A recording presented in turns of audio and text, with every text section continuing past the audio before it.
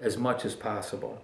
I had, when I was writing out my notes, I wrote, trying to be a clear conduit, if you would, so that the blessings of God just, they come into my life and through my life as quickly as they came in. It's just a conduit of blessing. And as I was thinking about that, because I had a doctor's appointment recently, it's always cholesterol. And if nothing else, I got this picture of my arteries with cholesterol building up inside there and hardening and everything else. I read an article, and I wrote this thing as a spiritual cholesterol level. This article, the very first thing the article said was, keeping your cholesterol levels healthy is a great way to keep your heart healthy. How spiritual is that? The cleaner of a conduit you are for the blessings of God to flow through you, the purer and the better your heart gets. In other words, the more generous you are, the better your heart gets. The clearer the heart arteries are, it's a great way to keep your heart healthy and lower your chances of getting heart disease. I find that really spiritual. That as I'm keeping those arteries clear for God's blessings to flow, I protect myself against a heart disease setting in and keep my heart healthy. There's like this tremendous spiritual dynamic to cholesterol. But let me just, there's just three things about the blessing that I'm talking about, taking it right from Jesus' baptism and what he does at the Sermon on the Mount. The first thing I've already said, he's passing on the blessing in word. He's speaking to them. He's speaking life into them. He's speaking blessing upon them. He's speaking truth. Remember, thy word is truth, Jesus says. So he's speaking to them. The word is speaking truth into them. This, you are my beloved son. He's saying you are blessed to all these people. No matter who they are, no matter where they come from, God made them, they're blessed. They're very good. That's what God says anyway. Derek Prince, I don't know, have you guys heard of Derek Prince? Mm-hmm. Yeah? I mean, he was around a long time. He's gone on to be with the Lord now, but he wrote a lot of books, and one of them he wrote was called Blessing or Curse, You Can Choose. Really, really good book. It sounds a bit like it would be very, Christianese, but it's really not. His emphasis in the book, when it comes to blessing or curse you can choose, is basically people are empowered by God or we empower somebody. So in other words, parents are empowered by God to raise their children. That's why he gives those children to those parents. And he empowers them to raise those children. All around us, we've got authority figures who have been empowered by God, whether they're policemen, merchants in the shops, whoever they are the authority figure. They're empowered by God in that situation, which is why Paul warns us about coming against authorities. They're empowered by God. Or we empower somebody. I mean, somebody like a movie star. We see him and, I am not worthy, I am not worthy. We kind of we give them this kind of power in our lives, We empower them. In peer groups it happens. We empower the people around us. And why am I spending so much time on this? Because Derek Prince's, it's a great book about when somebody who has been empowered, either by God or by you, says something, it has power. It has serious power, and it can be a blessing or a curse. Like the young man walking out the door with a wrinkled shirt, his tie half cocked around his neck, and somebody says to him, aren't you going for a job interview? Yeah. Looking like that? Yeah. Doesn't matter, I'm not going to get it anyway.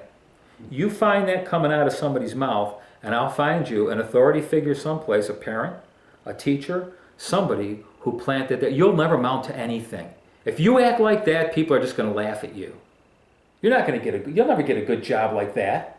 It's gone beyond being a seed. It is a huge tree now with branches. You don't even know where to begin trimming the thing. Derek Prince calls that a curse, as opposed to the blessing. It says, you're such a good little boy. And that kid grows up and says, I'm a good little boy. I'm a good man. You see, this declaration of God over Jesus, he is speaking this blessing. He's speaking this word and this blessing into these people's lives, dismantling all kinds of lies of the enemy, and they are lies. Their history, which would tell them otherwise. But what about this? What about that?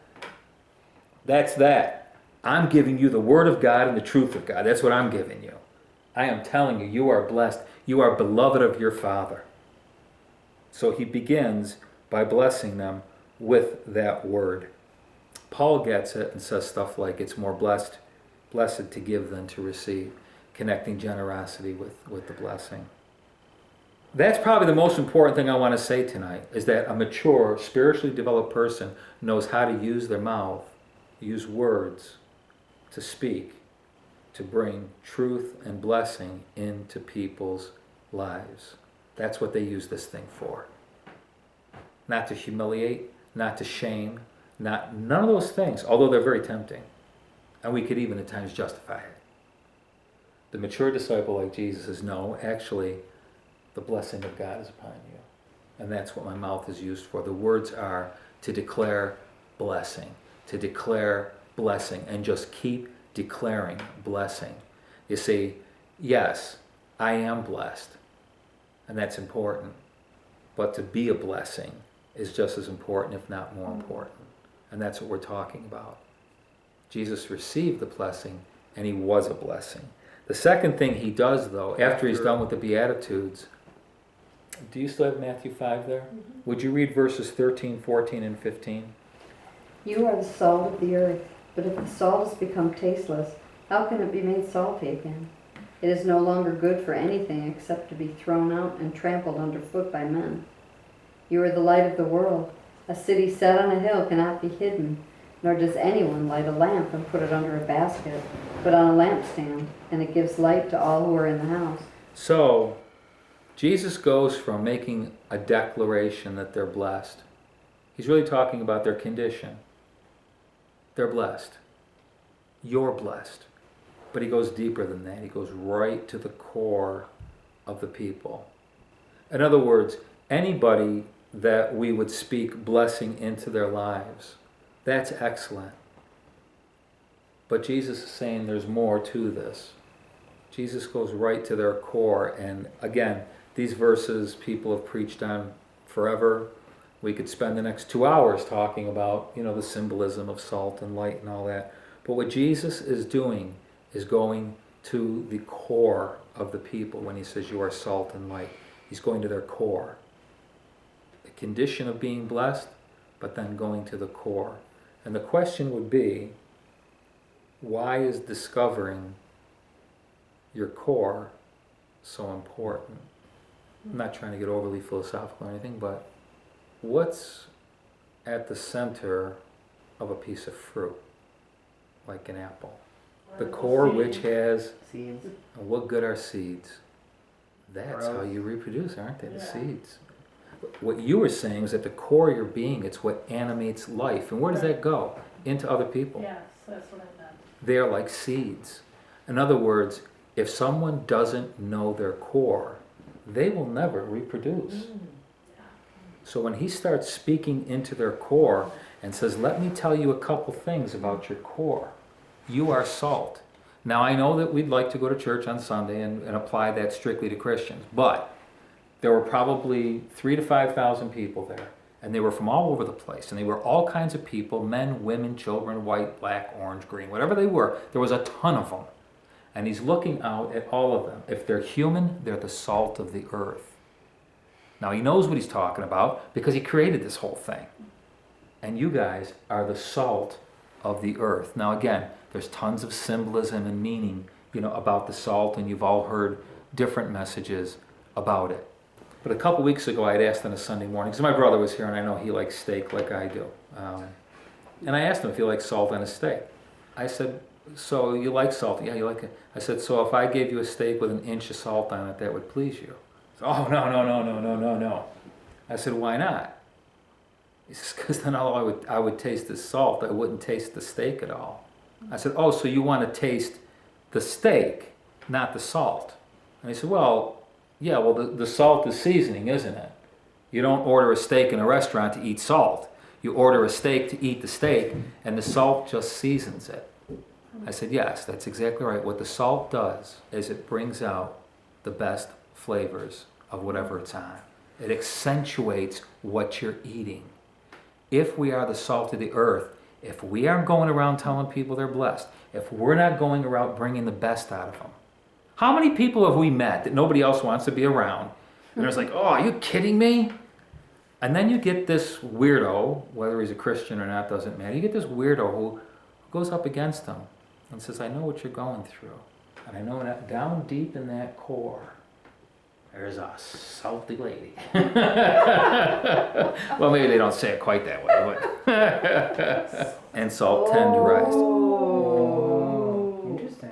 I firmly believe these two things, two of the things that Jesus meant and we should take seriously, is that idea of tenderizer and bringing the best out of somebody. That when you touch their lives, the result should be you bringing the best out of them, not the worst, the best. And the same thing with light. You know, there's all kinds of teachings and symbolism to light. But this much we know. And I know we would also will, of course, you turn a light on in a dark place and you can see what's going on. I think for way too many years, we've been so sin conscious, it's been like, aha, you see, your sin shall be found out. I mean, I'll run with that if you want. I don't find it very edifying, and not everything's edifying all the time. But I think there's more to it. I don't think Jesus was telling him, you're the light of the world, so make sure you go and expose everybody's deeds of darkness. I think it was the opposite. I think he knows that they are in darkness. They can't look into a mirror and see how beautiful they actually are. There's never been any light there to show on them, this is who and what you really are. You're a child of light, actually. And there's beautiful colors, and you're witty. You've got a great sense of humor. You're compassionate. You're kind. And that is light hitting an area that nobody else is hitting except the children of light, because they're the light of the world. Just like Jesus says, I'm the light of the world. I'm revealing to you. I mean, he didn't come to reveal our sin. He came to reveal the love of the Father. God's blessing is on you. He loves you. But he knows you. Yeah, he knows that. But he loves you. He'll take care of that. He'll deal with it. That's not the issue. You're emphasizing the wrong thing. You know?